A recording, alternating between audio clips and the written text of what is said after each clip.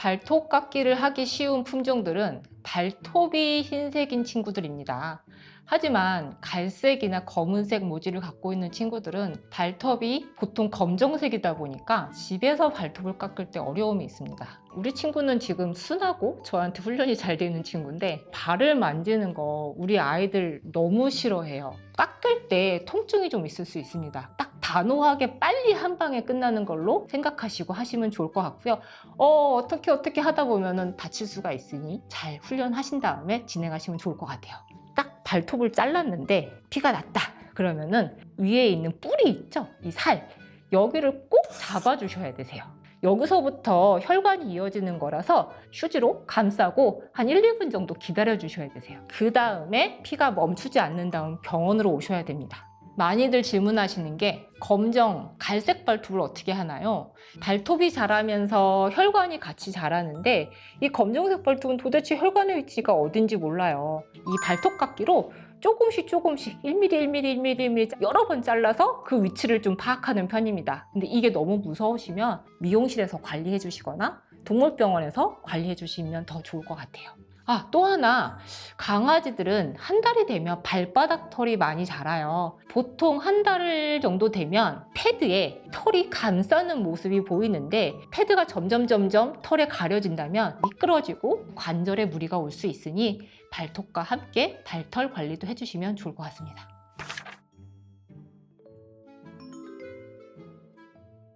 항문낭 짜기는 2주일에 한 번씩 해주세요. 어렸을 때는 항문낭이 많이 나오진 않는데 나이 들면서 좀 양이 좀 차는 편이고요. 근데 항문낭 짤 때 정말 중요한 게요, 자세를 잘 잡아야 돼요. 항문낭 짤 때는요, 아이들이 이렇게 올곧게 몸이 펴지셔야 돼요. 그 다음에 꼬리를 딱 위로 치켜 올리셔야 됩니다. 꼬리를 잡아서 엉덩이를 드는 것처럼 한 다음에 항문낭을 딱 짜주시면 되는데요. 아기를 목욕탕 안에다가 집어넣고 항문낭 짜고 목욕을 바로 하는 게 되게 좋거든요. 왜냐하면 이 냄새가 너무 고약해서 저 같은 경우 1, 2주에 한 번씩 목욕하면서 항문낭을 같이 짜기도 해요.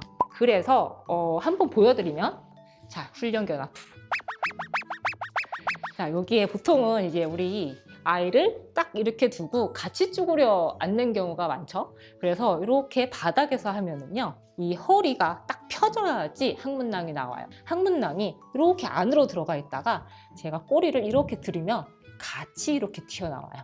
근데 얘가 이렇게 굽어져 있으면 절대 안 나옵니다. 항문을 딱 이렇게 펴주면 여기 항문낭이 이렇게 들어가 있다가 이렇게 나오거든요. 그래서 여기를 눌러주시면 되는데 우리 무서워서 요만큼만 짜요. 그게 아니라 엄지와 검지가 만날 정도로 누르고 똥꼬에서 항문낭이 나오는 게 아니라 똥꼬 옆에 구멍에서 항문낭이 나옵니다. 근데 이게 만졌는데 너무 단단하고 안 돼요. 그럼 병원에서 한번 확인해 보세요.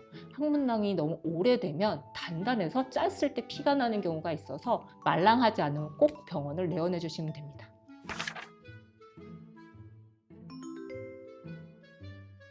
예전 자료들을 많이 보면 포색으로 귀 안을 청소하시는 영상들이 좀 있는데 그 방법보다는 우리 세정액으로 관리하는 안전한 방법을 설명드리겠습니다.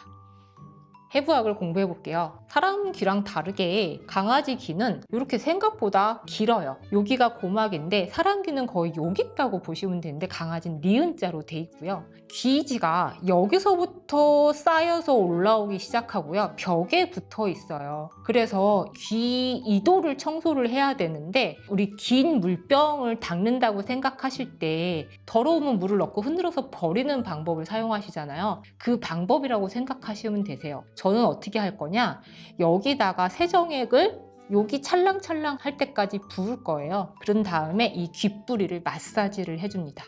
그러면은 저의 물리적인 행동 때문에 귀 세정액이 왔다 갔다 하면서 귀지를 녹이죠. 그 다음에 내비둬도 아이가 털면서 밖으로 나오는데 저희는 솜으로 닦아서 더러운지 안 더러운지 확인하고 더러우면 한 번 더, 아니면은 이제 거기서 끝내면 되는데 여기서 가장 무서워 하시는 게 세정액을 한두 방울만 넣으세요. 그러면 이 더러운 귀지에 물이 들어가고 세척이 안 되기 때문에 거기서 이제 배양이 모락모락 되기 시작합니다. 그래서 가득 넣어서 주물주물해서 배출한다고 생각해 주셔야 되는데 이 가득 넣는 거 많이 무서워하세요.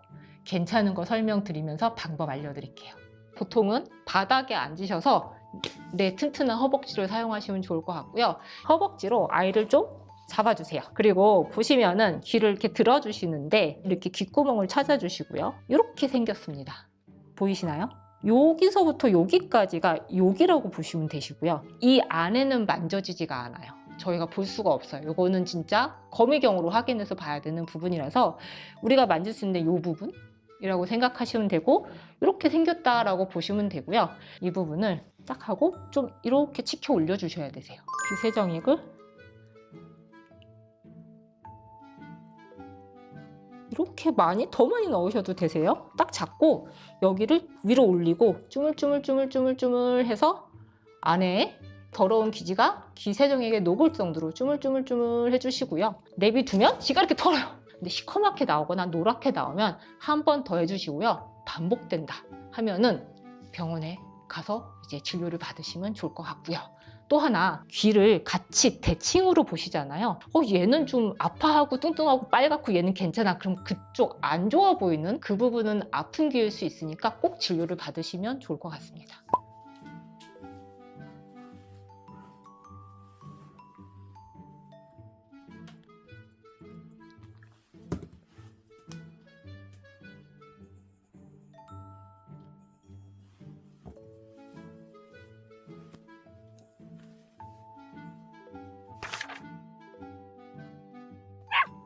우리 아이들 관리법에 대해서 설명을 드렸는데요. 고양이에 비해서 강아지가 손이 좀 많이 가는데 해주셔야 돼요. 한 달에 한 번이나 5주에 한 번 정도는 관리하시면서 이쁘게 키워주시면 될 것 같습니다.